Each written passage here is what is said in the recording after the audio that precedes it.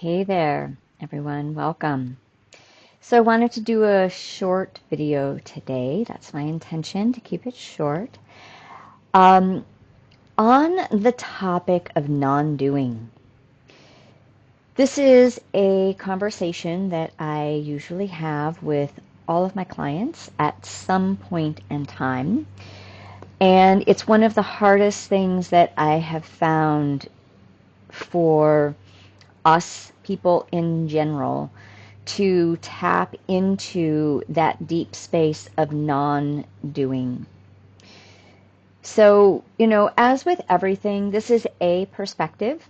So you can take what you need, leave the rest, see what applies to you. If it does not, then let it go.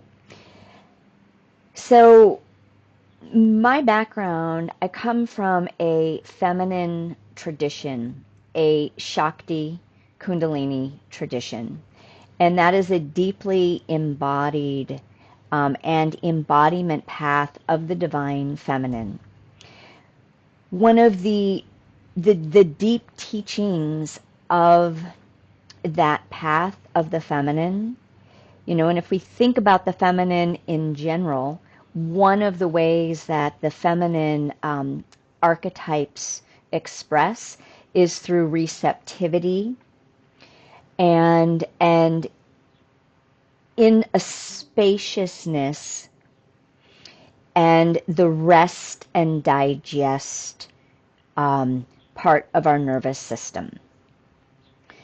In the Shakti tradition, we are guided, we are supported in listening deeply and following what's usually called the promptings and the inner guidance, the inner guru, the inner teacher of the Divine Mother.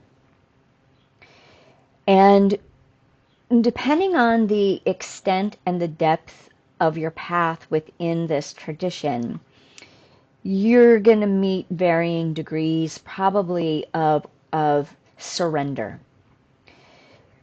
Surrendering requires dropping out and starting to unplug from the ego constructs or the primarily masculine paradigm of navigating the world. And the divine feminine is all about taking a path that is equal to the masculine doing, but emphasizing the non-doing. The non-doing is where our energy starts to be reclaimed within our body, within our being. It's that point in time where we're invited or sometimes demanded that we come home to our own center, that we retreat from the world, that we retreat from stimulation, that we retreat from activity, that we retreat from thinking, that we retreat from analyzing, that we retreat from all doing.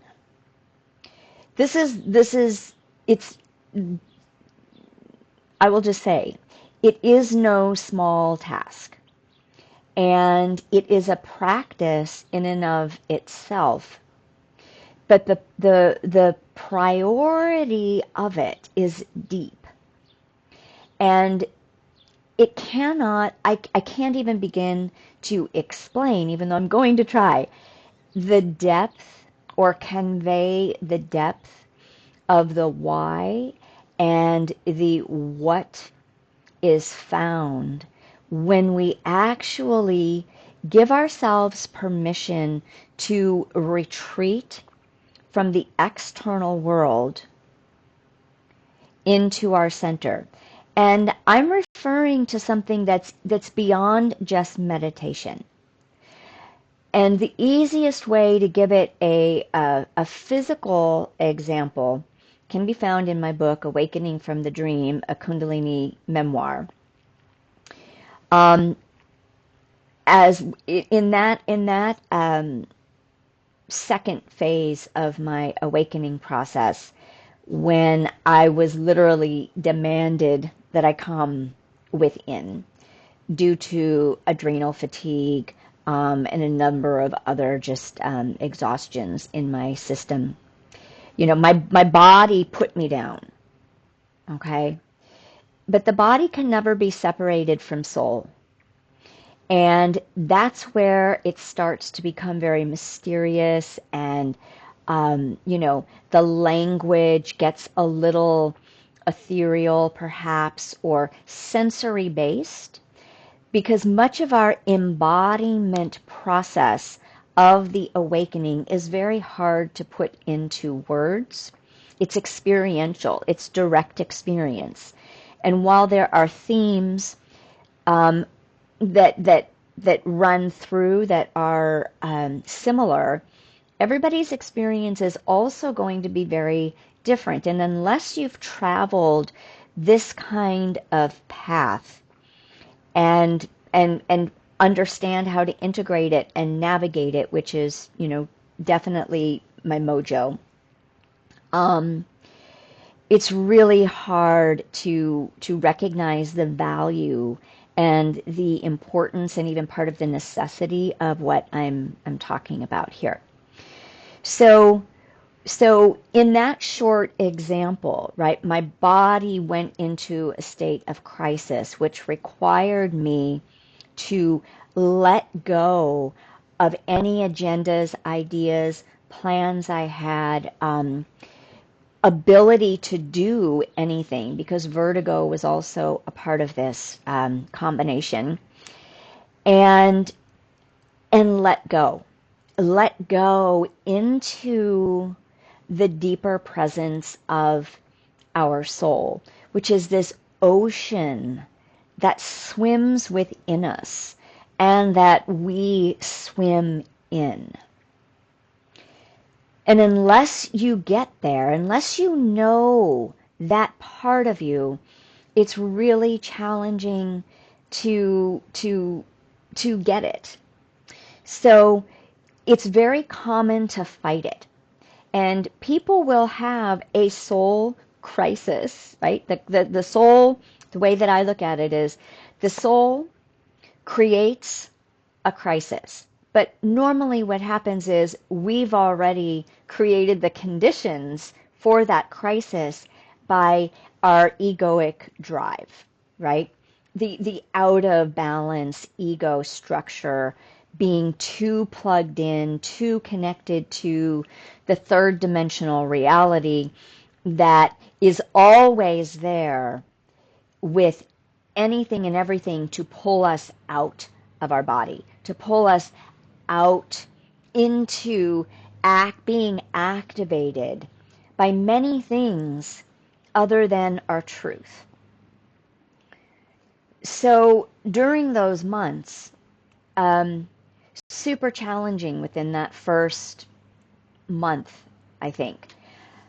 I raged, I swore, I was angry. I had to watch the life that I had begun to create and step into just crash, right? It was definitely a tower moment if you're into tarot. This is definitely a tower moment. And I lamented and I felt sorry for myself and I was angry, and it didn't get me anywhere other than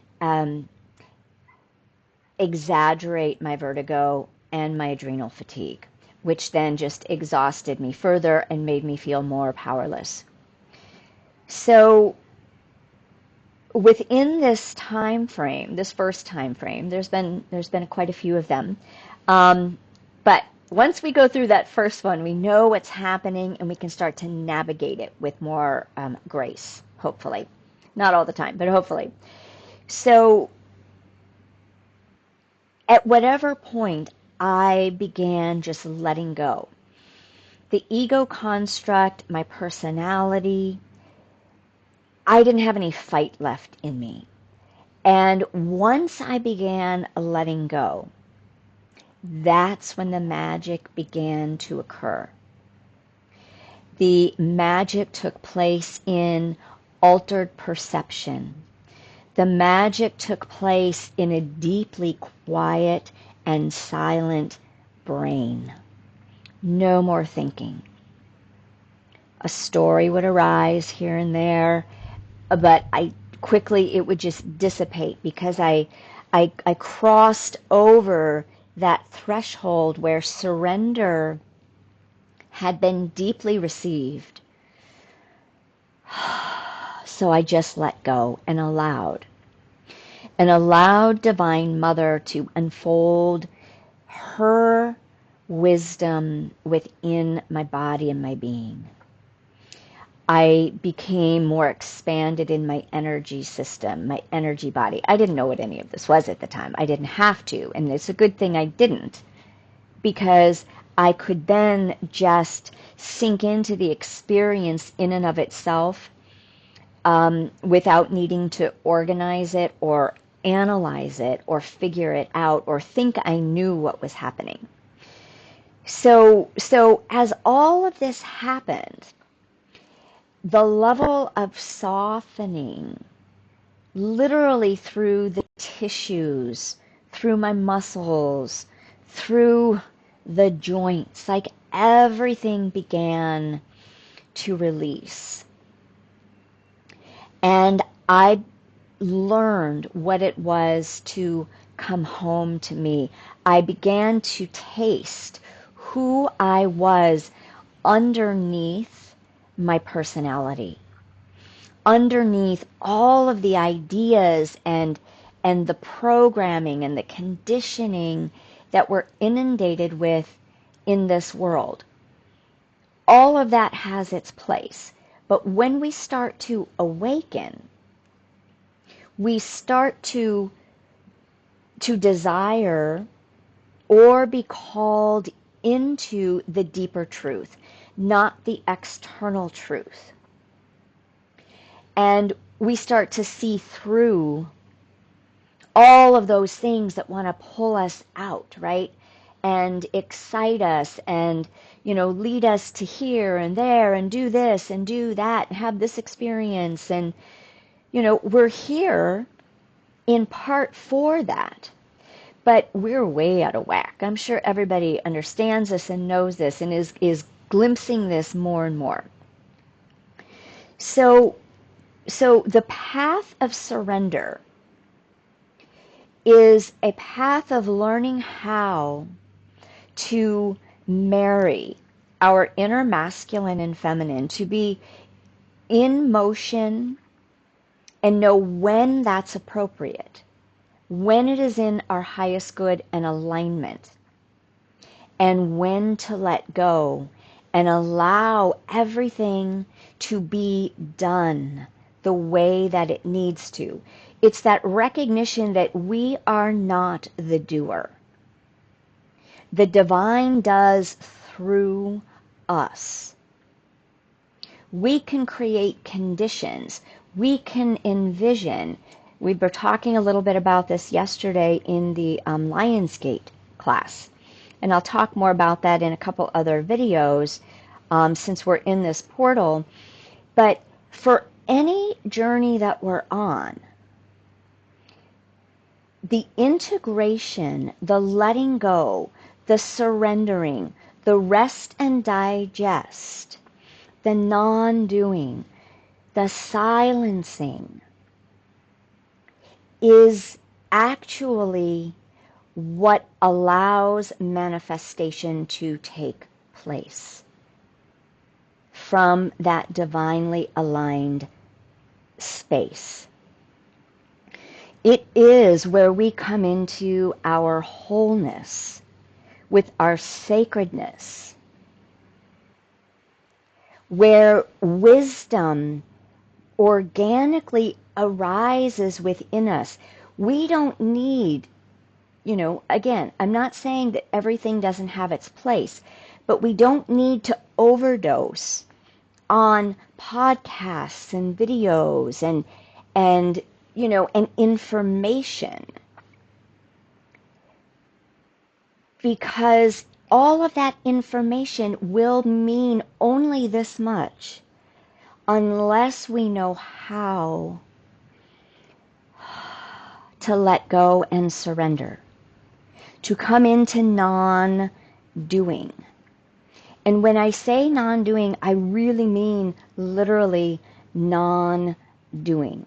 So the way that I was guided from my guru, from Divine Mother, from my soul, from my connections with, the guides and the assistance that I opened up to organically through just opening and being. The way that I was shown and guided was, and again, I didn't know this is what was happening, was I spent months sitting on a couch in the love room, which is what my partner and I called it at the time, which was this beautiful sunroom. You can read all about this whole longer process in my book.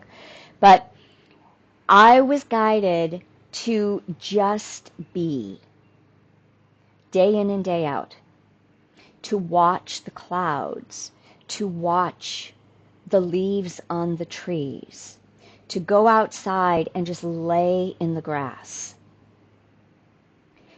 to listen to calming music, but most of the time I was guided into silence. And I would move through my day. It's not like I wasn't doing anything, but I wasn't actually working for a period of time because the vertigo would kick in whenever I tried to be the doer, right? So I would definitely wander around, and I would, make my meal and do my dishes, and most of the time was spent in silence. I kind of stopped communicating. I stopped talking. My energy was pulled deep within, and my inner reservoirs were being nourished from the exhaustion of the majority of my life previously. And the more that I did that, the more that I learned to operate in kind of between the worlds. I learned to be in what we call natural time, or that 0 point. I learned to be able to go out in the world, but I could feel when it was time, the stimulation was going to interfere with this deep sense of connection, at which time I would retreat again, and I'd return to my couch. I did a lot of writing. I listened to guidance, and I wrote a lot of the guidance that was being given to me. And I just simply stayed in states of beingness. And I became more deeply embodied by soul, by all of my energy, by my divinity, by this beautiful force of Divine Mother, of that Kundalini energy that continued to grow and evolve me. I didn't evolve it, it evolved me. It's still evolving me, but the initial intensity was that first 10 years. And once I was released from that, I maintained that for a while, but the phase had changed. It was now time for me to do more of a dance, to start to navigate that lesson from that deep wisdom with the help of Divine Mother and her promptings, but to have free choice as to whether I was going to actually respond and listen, or whether I was going to give more attention to my personhood, the things that that the ego construct was still feeling like it needed to do, not negating it, but not in balance. So that's kind of this jumping off point that I want to share, that I go through many of these conversations with almost all of my clients, because this is a really hard space to access without getting sick.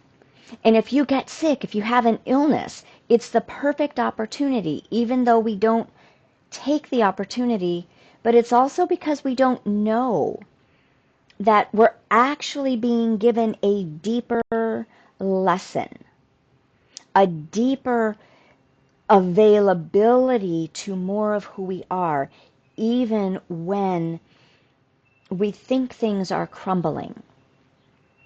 So one of the common, first of all, I had the luxury, or I took the luxury, I guess. I created the luxury by just making the choice of what my priority was and being guided towards that priority. I mean, my body wouldn't really let me do anything different. But I continued to choose surrender. I didn't have a lot of responsibilities that, we could say of a householder, right? In India, there's the different castes that have different purposes. And, a householder, they have the responsibility of a family. They have responsibilities of a vocation. They have a responsibility of navigating the material plane in very specific ways. But normally, and this traditionally has been mostly for men, at the time of retirement, then the men would go out into the world, or rather leave the world for a period of time into more of a hermit exploration, right? They might go on their own sojourn. They might leave the community for a period of time and go within. And then there are those who are, ordained or destined into the spiritual path, what we would call today as a wayshower, right? My path, my blueprint is not that of a householder. It's not that of navigating the material world. It's that of navigating and learning and gathering the wisdom of the internal world and the spirit world in order to bring forth that which assists others. So I say that because it's important to recognize what is your path, right? And your path, you see what your path is by what you've come in with and what you've aligned with. Now, if you're single and footloose and fancy free, you might have a transition point if you chose. If not, then, you'll have to learn that from inside your own being. But I didn't have things that kept me attached to the physical plane. So it was easy for me to let go. The majority of people that I work with, that isn't the case. Yet, it still is important to then find these windows of time to access, to create a sacred container, to dip in to this teaching of your own soul presence, of the deep feminine, the dark feminine. Why do we call it the dark feminine? Because it is the inner goddess teaching. Divine Mother, she encompasses the light and the dark. But within the yogic traditions, the Shakti tradition carries a deep thread of the dark goddess. And that doesn't mean anything bad or dark or wrong, right? Or scary. It means the inner teachings, learning from within our own being. So usually what happens when I start to suggest this is it gets a little overwhelming for people. And I used to try to suggest take a day and do nothing but watch out the window. Be prepared. You're going to get kickback. You're going to get restlessness. You're going to get the programming that's going to come up to the surface that's going to say, well, what are you doing? You're being lazy. You should be doing A, B, C, or D. Are you depressed? Why are you being so lethargic? Are you tired? You're not tired. And the brain and the mind will have so many stories. All of those stories are our programming and conditioning. That's it. They're not necessarily true. That's what we've been taught to believe, and it runs in the background very loudly, but we don't usually hear it because we're obeying it and we're listening to it. We're on the hamster wheel. So I don't suggest that to start out with anymore because it's been really hard for people. But if you feel like you're game for that, then I highly suggest it. An hour or two of not doing anything. You can sip some tea, perhaps. Not caffeine, right? Not coffee. You want to get into a sattvic state. You want to get into a state where everything relaxes and releases, where you start to access peace and calm and harmony. And people have been able to put, and add a little bit more time and begin to glimpse and begin to work with consciously this dance of doing and non-doing. And then there are those who they're just in alignment with the readiness to surrender. They're unplugging effortlessly. And when I see this happen, I recognize, okay, this is a part of their path, right? They're ready. Their soul, it's not a choice. They're just unfolding. When that unfoldment starts to happen, and it's beautiful to see and witness, I get very excited, they will automatically, without my even saying anything, they will start to feel, and maybe you have experienced this, they will start to feel just this pull inside. They go into spontaneous meditations where they're not doing the meditation. And I highly recommend when you're in your space of non-doing, don't meditate because you're still doing. You do nothing. You go into alpha state by just being in that dreamlike place of observing and watching and letting go. But they will go into those states, which is different than sitting to meditate. This is when the soul comes in, or we could say Divine Mother comes in and pulls your consciousness into the background, right? Pulls your ego into the background and silences you. And when this happens, deep, deep, deep, profound work is going on from higher and the spiritual energies and levels. So when this starts to happen, those people will start to notice there's a big shift in their personality.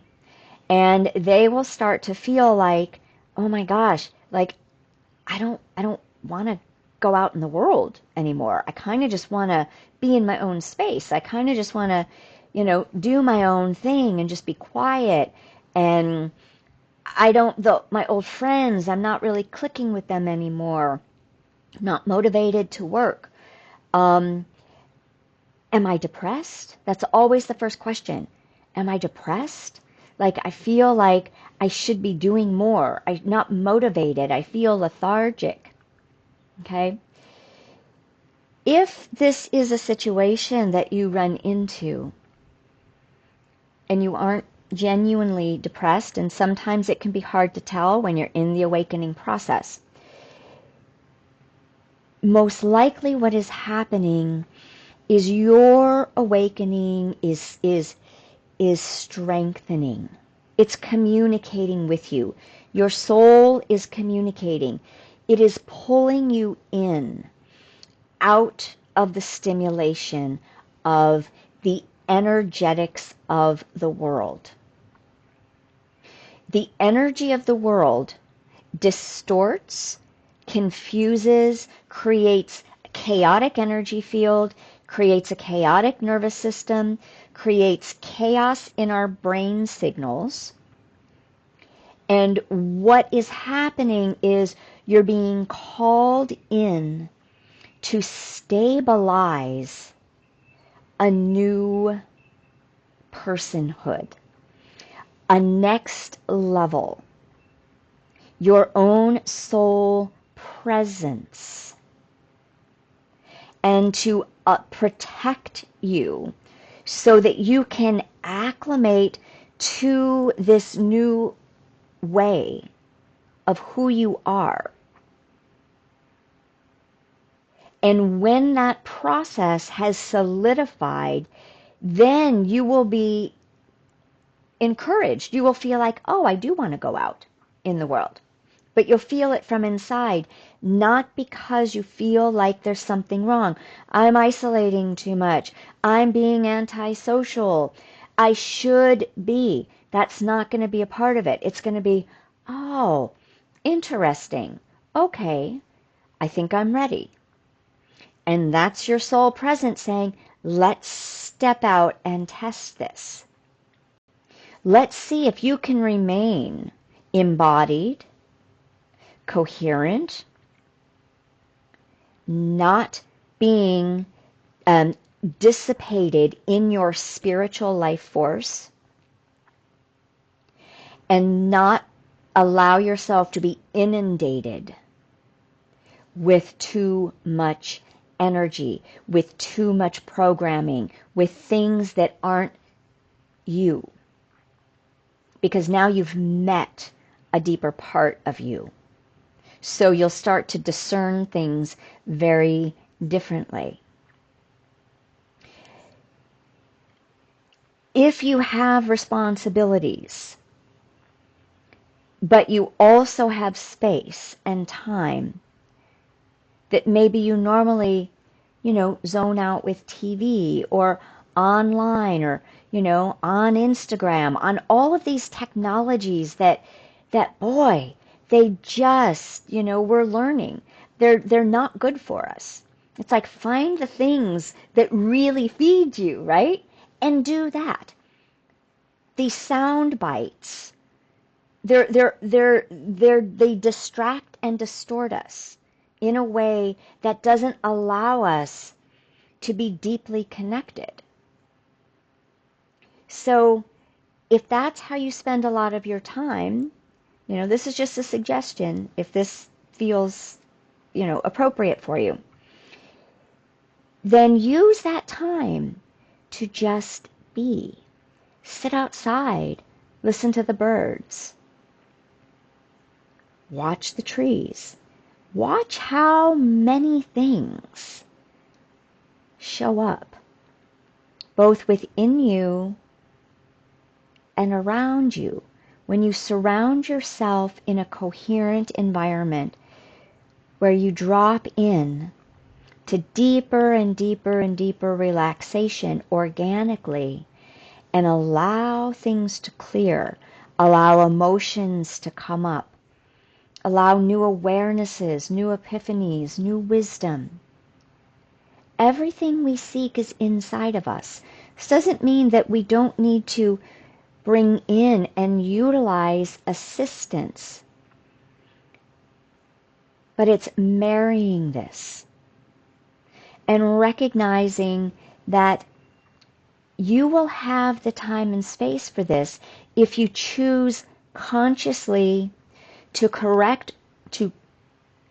connect more, or correct your course, or connect more deeply to this sacred intimacy of you, this inner relationship of and with you, aspects of you, depths of you that you will never meet if you hang out only on the surface, and particularly if you create and live in choppy waves on the top of the water. The depth of our embodiment requires periods of time of accessing the depths of the ocean, grounding all the way down to the floor of the ocean,